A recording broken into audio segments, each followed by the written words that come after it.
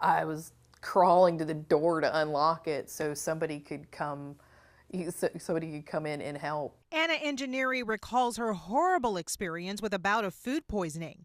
Oh, I wanted to die. You just feel you want it to end.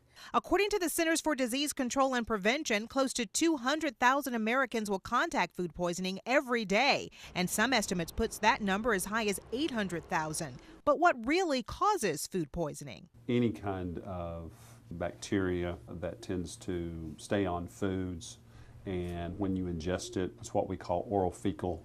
In other words, you ingest it or you find it in the stool. There's probably only one way to assure you don't get food poisoning, and that's to stop eating altogether. And since that's not an option, let's take a look at some of the common causes of foodborne illness. The first and probably least surprising one is eggs. The incredible edible egg can be incredibly contaminated with salmonella. Food poisoning linked to eggs sickens about 660,000 people every year, killing 300.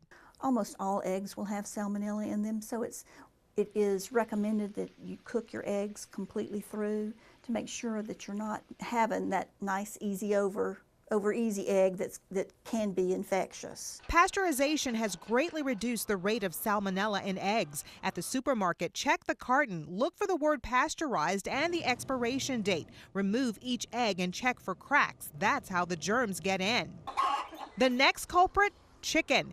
And one of the biggest food poisoning dangers comes when we prepare chicken at home. Chicken juices can go through that kitchen and you can contaminate other things that you wouldn't have even thought about being contaminated. Next, we're talking turkey. The USDA survey found that more than 1 in 4 turkeys contains listeria. 24% came back positive for salmonella. If ground beef is what's for dinner at the store, find a supermarket that sells irrigated ground beef. It'll be written on the package. It means it's been nuked to kill off harmful bacteria. Next on our list, prepackaged lettuce. It can contain E. coli. Just because it claims to be triple washed doesn't mean it's bacteria-free. Unfortunately, even with taking every precaution, you could still end up with a nasty case of food poisoning. It can last up to 48 hours. Dr. Tim Howard says there are some things you can do to lessen the effects. The biggest two things I tell patients all the time is clear liquids, and that's Sprite, 7-Up, Ginger Ale, Gatorade.